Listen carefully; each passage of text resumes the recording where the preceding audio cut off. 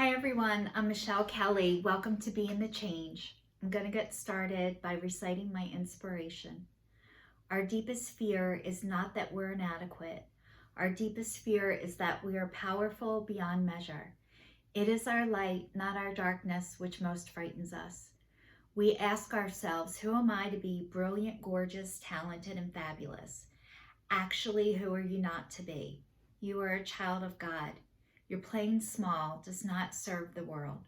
There is nothing enlightened about shrinking so that other people will not feel insecure around you. We are all meant to shine as children do. We were born to make manifest the glory of God that is within us. It is not just in some of us, it is in everyone.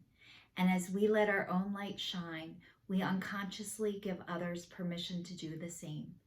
As we are liberated from our own fear, our presence automatically liberates others. Marianne Williamson. I'd like to say welcome to everybody who's watching me for the first time, and thank you, and welcome back, and thank you to everybody who's been following me on this journey, where I started in 2019 for my New Year's resolution, stating I was breaking up with fear, I was breaking up with shame, and I was breaking up with guilt, followed by a weekly video for an entire year, which I was able to do. First time I ever told anybody what my New Year's resolution was out loud, and it was the first one that I was ever able to follow through with.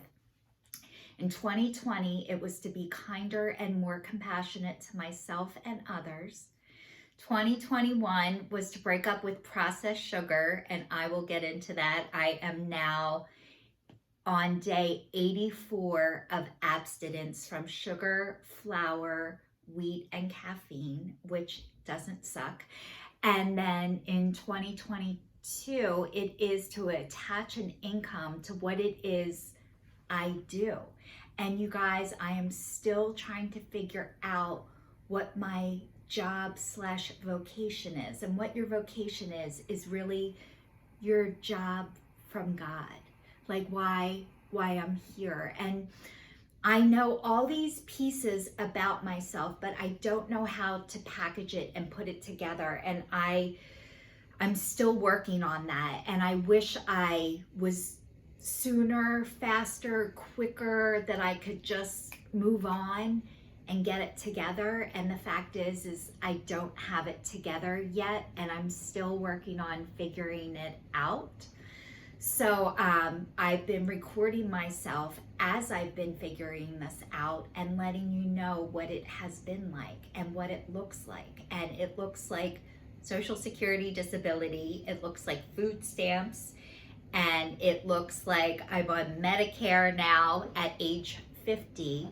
So it has been a rough road. And I've shared about it along the way. And I've been talking the past couple of weeks. I've had COVID. Today is day 20. And today was one of the first days I woke up without a headache. However, I'm so tired. Like I wake up and I'm good for like maybe an hour, 2 hours, and then I'm exhausted again. So I wish I could tell you guys that I'm fine and I'm back to normal, and I'm not yet.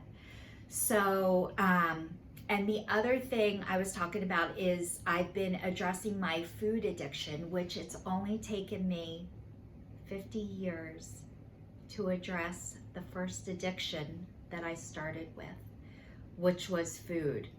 So, I'm getting back to the original parts of myself. And you know, there's these, I'm in 3 12-step programs, only 3, and they have these steps. And we were talking the other night, and one of the things that kept coming up for me is, you know, it's not just about the food is but a symptom, but it's all the other things that you do as a result of the food. And one of the side effects for me was compulsively weighing myself every single day. Totally naked, finding out how much I weigh. The first thing I did when I woke up in the morning was run down to the scale and see how much I weighed. And today is day 84 that I'm on, and yesterday and today were the first days that I did not run down and do that. And it wasn't on my mind to run down and do that, which is a miracle. So they suggest that you put the scale away. I put it away and then I took it back out. I'm like, I'm not ready to get rid of it. But the other thing that was coming up for me is how I look and my looks. And you know, when I was younger, I was always overweight. I've had periods of time where I lost weight and then I've gained it back. But what I didn't realize is part of the weight that I kept on was a protection, and it kept me safe.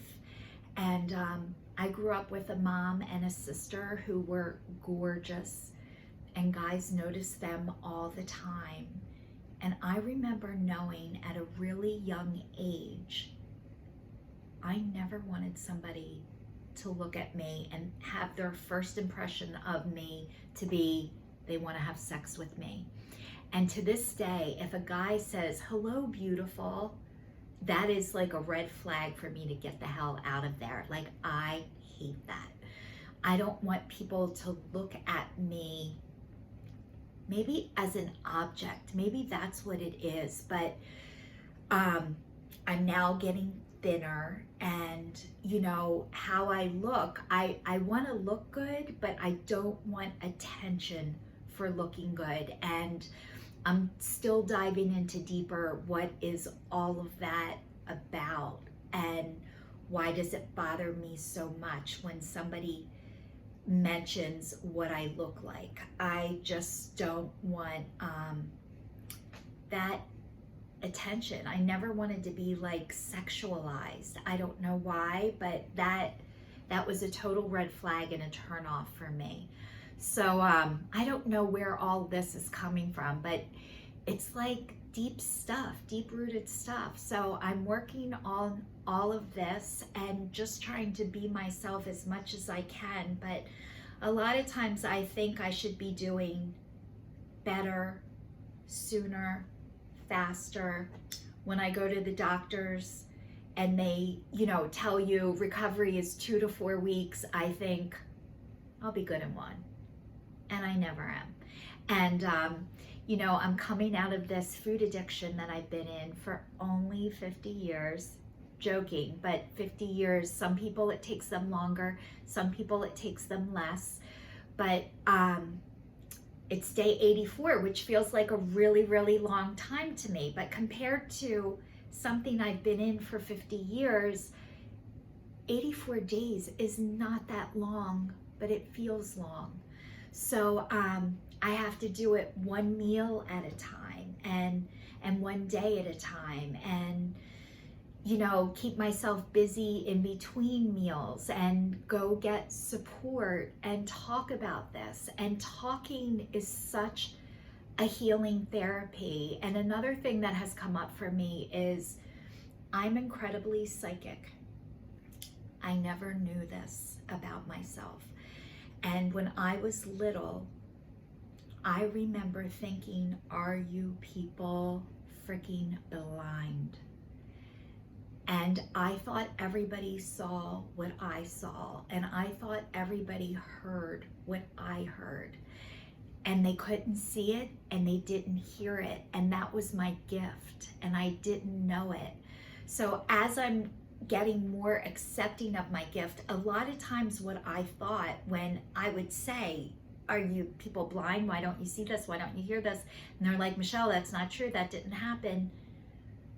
I thought they were intentionally lying to me.